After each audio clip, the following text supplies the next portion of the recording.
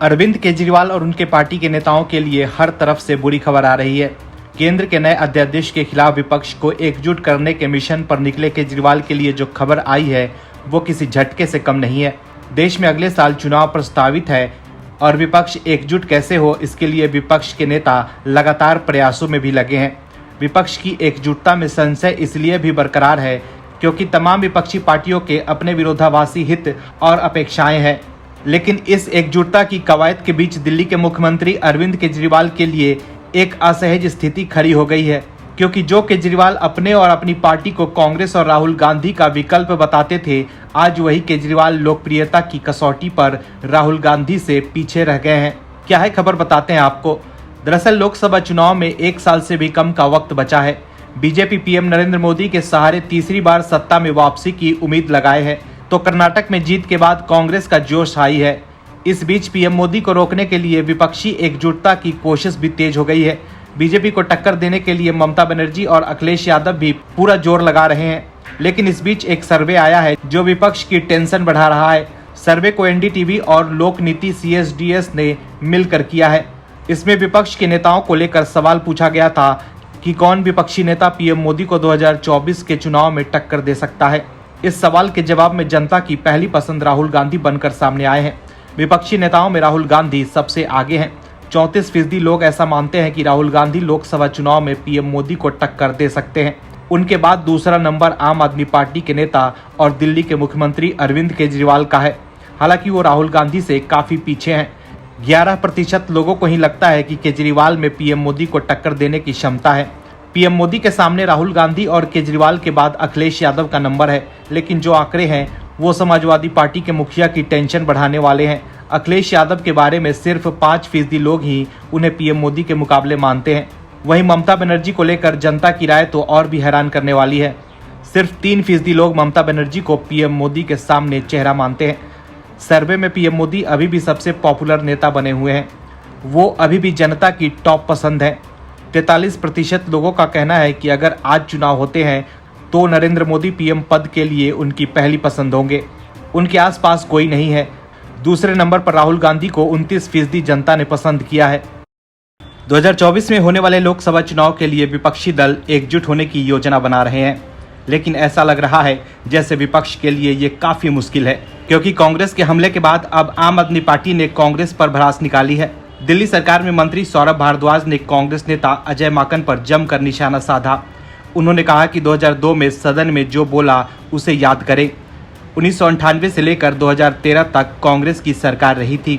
वहीं 1998 से 2004 तक केंद्र में भाजपा की सरकार थी, लेकिन उस समय शीला दीक्षित सरकार को ज़्यादा परेशानी नहीं हुई। लेकिन पिछले कुछ दिनों से कांग्रेस के नेता झूठ फैलाने की कोशिश कर रहे हैं। अध्यादेश को लेकर आप गलत प्रचार कर रहे हैं। जब कांग्रेस की सरकार थी तब उन्होंने कोई आपत्ति नहीं उठाई थी। सौरभ भारद्वाज ने 2002 का हवाला देते हुए कहा कि केंद्र सरकार LG को सरकार बताने की कोशिश की, लेकिन इसके खिलाफ शीला दीक्षित ने विधानसभा में खिलाफत की थी। आज जो बात सीएम केजरीवाल कह रहे हैं वही बात 2002 में शीला दीक्षित ने सदन में कही थी कि दिल्ली सरकार की शक्तियों को कम करना संविधान से छेड़छाड़ करना है। वहीं आज कांग्रेस का आरोप भी झूठा साबित हो गया कि पहले से ही सेवा विभाग केंद्र के पास था।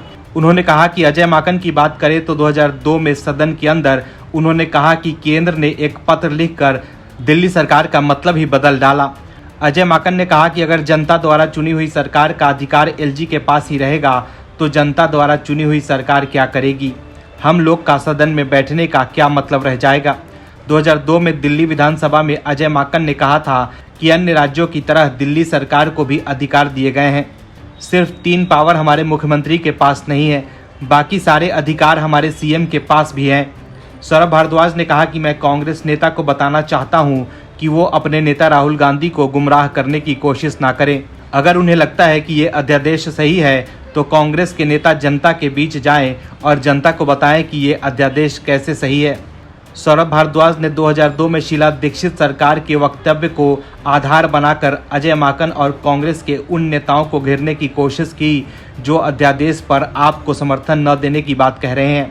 आपका कहना है कि आज जो बात अधिकारियों को लेकर अरविंद केजरीवाल कह रहे हैं वही बात 2002 में शीला दीक्षित ने कही थी। सौरभ भारद्वाज ने दिल्ली सेवा मामले पर केंद्र के अध्यादेश के मुद्दे पर कांग्रेस की दिल्ली इकाई के नेतृत्व पर सुविधा की राजनीति करने का आरोप लगाया। तो देखा आपने कैसे कांग्रेस और आप के नेता एक दूसरे की पोल खोलने में लगे हुए हैं। देश की विपक्षी पार्टियां एक बार फिर अपने एजेंडे पर आगे बढ़ रहे हैं। विपक्ष का अब एक ही काम रह गया है, मोदी का विरोध करना। दरअसल देश की नई संसद भवन अब बनकर तैयार है। प्रधानमंत्री नरेंद्र मोदी 28 मई को इसका उद्घाटन करने वाले हैं। हालांकि इसे लेकर विपक्षी दलों में काफी गहमागहमी बनी हुई है। कांग्रेस समेत तमाम विपक्षी दलों ने ऐलान किया है कि वो संसद के नए भवन के उद्घाटन समारोह का सामूहिक रूप से बहिष्कार करेंगे। लेकिन ऐसे भी कई दल हैं जो बीजेपी के साथ कदम से कदम मिलाकर चल रहे हैं और वो पार्टियां संसद भवन के उद्घाटन कार्यक्रम में शामिल होगी।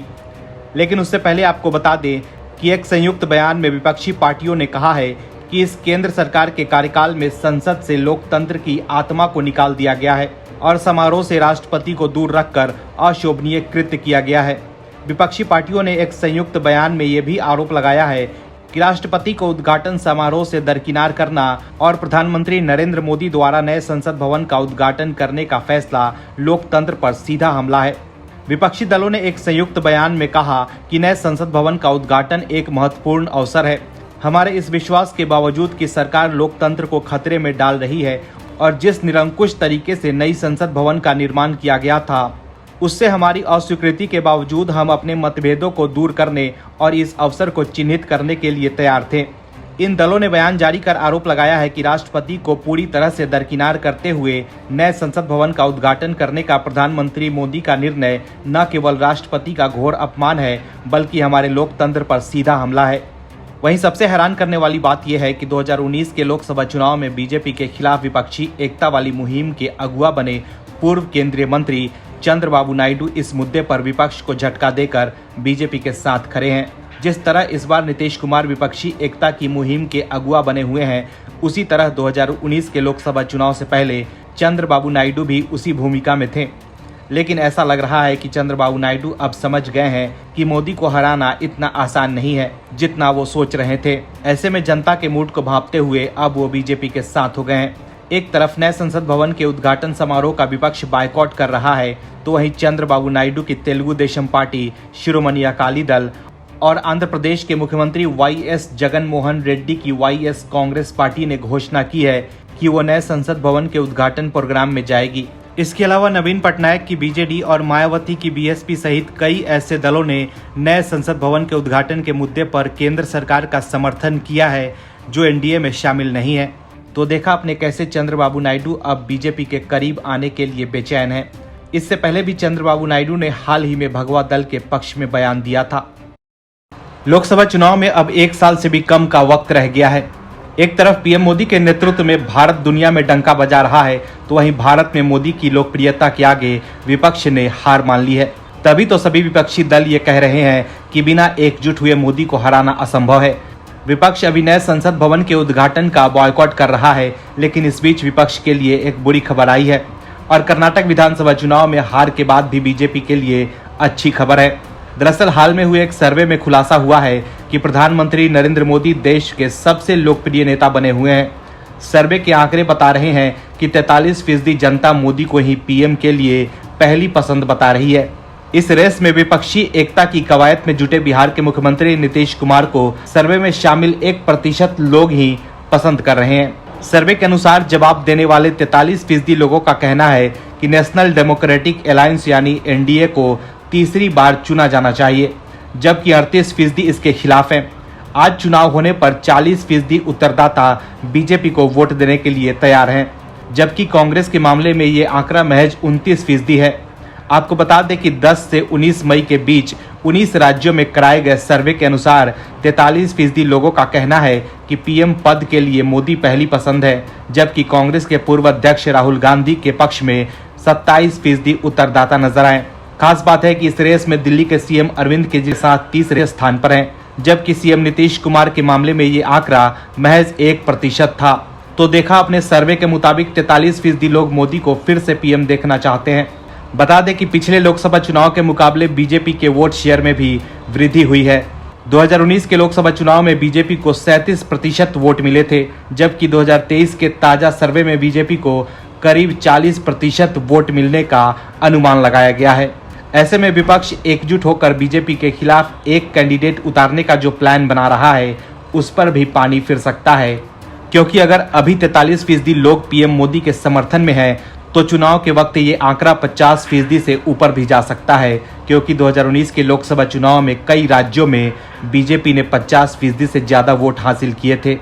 विपक्ष को समझना होगा कि पीएम मोदी के टक्कर का अभी विपक्ष के पास कोई नेता नहीं है।